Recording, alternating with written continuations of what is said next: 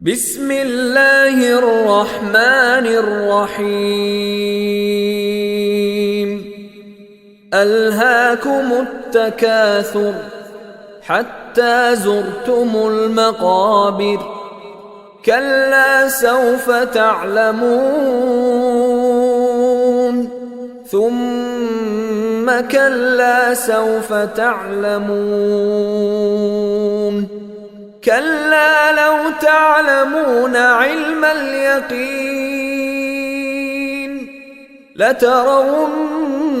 الجحيم ثم لترونها عين اليقين ثم لتسألن يومئذ عن النعيم